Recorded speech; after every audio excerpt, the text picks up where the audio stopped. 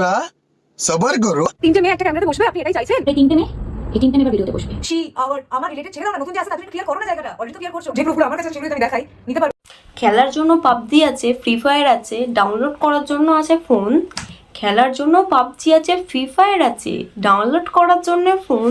But এখানে তো সায়ন্তদা খেলছে মেয়েদের মন। একজন নয়, দুজন নয়, তিনজনার।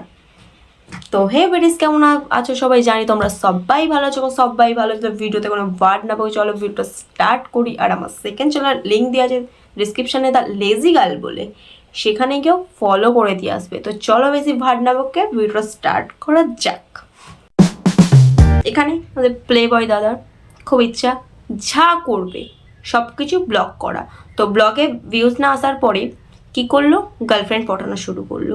না মানে যেরকম পুজোতে আমরা একটার পর একটা জামা পাল্টাই, সেরকম দাদাও আমাদের পরপর বছরের পর একটা করে মেয়ে পাল্টায়।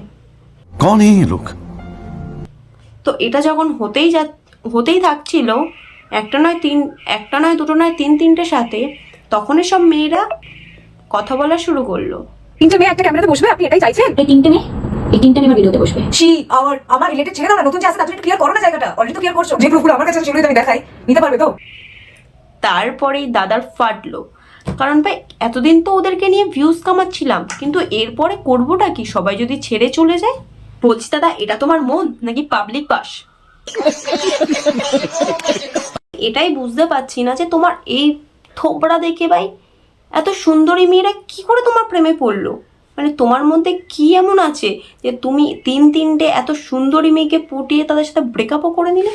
না মানে তুমি কি কালা জাদুও করো ব্লগিংয়ের আশেপাশে বা সিরিয়ালের আশেপাশে? না, কারণ কালা জাদু না করলে এত সুন্দর মেয়েটা তোমার প্রেমে পড়বে কিভাবে, এটাই আমার সন্দেহ হচ্ছে। মানে কি আমারই দোষ? ব্রেকআপের পরে সবাই দোষ দেয় মেয়েদেরকে, হ্যাঁ কিছু লোক ছেলেদেরকেও দেয়, কিন্তু বেশি ব্লেমটা করা হয় মেয়েদের উপরে। কিন্তু তোমার ক্ষেত্রে ভাই কি করে তোমার দোষটা আমরা মানে মানবো না? তুমি একটা নয়, দুটো নয়, তিনজনের সাথে ব্রেকআপ করেছো। তারপরে শুনছি নাকি 4 নম্বরও কেউ আছে, তাকে নাকি তুমি গুছিয়ে নিয়েছো। না মানে এত বড় মন তোমার এই থোবড়াটা দেখে মনে হচ্ছে না কোনো কুকুরও এসে জাস্ট তোমার কাছে। আর বললাম না, 4 বছরের একটা রিলেশনশিপ, এবার হঠাৎ করে সেটা নেই। তো তখন একটা খুব খালি একটা জায়গা তৈরি হয়ে গেছে। মনটা খালি হয়ে গেছিল দাদা, তার জন্য খালি জায়গাটা একটু পূরণ করতে চেয়েছিল। তার জন্য 4 বছরের রিলেশনটা ভেঙে যাওয়ার কিছুদিন পরে ফির আরেকজনের সাথে রিলেশনে গিয়েছিল। আলাদা হয়ে গেলাম, মানে পুরোপুরি ডিসিশনটা আমারই ছিল। আমি বলবো আমি আলাদা হতে চাইলাম, সে হতে চাইনি। বলছি দাদা, তোমার লজ্জা বলে কিছু নেই নাকি? তুমি সব ভিউজ পাওয়ার জন্য করছো? একটার পর একটা ব্রেকআপ হয়ে যাচ্ছে আর তুমি এসে ব্রেকআপের গল্প শোনাচ্ছ। মানে নিজেদের মধ্যে জিনিসটাকে নিজেদের মধ্যেই রাখা দরকার। হ্যাঁ, তোমার একটাতে পোষায় না, তুমি চাও একটু নতুন গার্লফ্রেন্ড খুঁজবে, তুমি তাদেরকে নিয়ে ভাই সোশ্যাল মিডিয়াতে এসে কেন ভাই মুজরা করছো? এইগুলো তো রাখতে পারো নিজের প্রাইভেসিতে।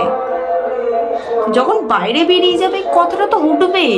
अबे साले The other name was sacrifice. বিয়ের পর নিজের বাড়ি ছেড়ে একটা অন্যের বাড়িতে এসে অ্যাডজাস্ট করা থেকে শুরু করে সারা লাইফ এইটা প্রমাণ করতে কেটে যায় যে তারাও ছেলেদের সাথে ইকুয়াল। একটার পর একটা ব্রেকআপ করেই যাচ্ছ, তার উপরে আবার গল্প শোনাতে আসছো। মানে এটাকে মনে বলা হয় ওভার কনফিডেন্স। ভাইদের কাছে শুনছি কি রে পাস করবি তো? ভাইরা ওভার কনফিডেন্স, হ্যাঁ করে যাব। তারপরে রেজাল্ট বেরোচ্ছে, তখন দেখছি ডাব্বা পেয়ে বাড়ি আসছে।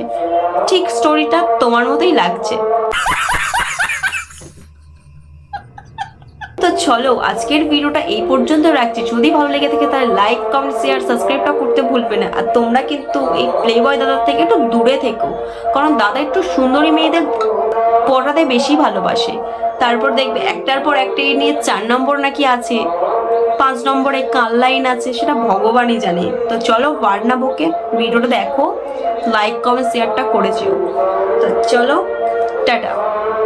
ওহে কি করিলে বল পাই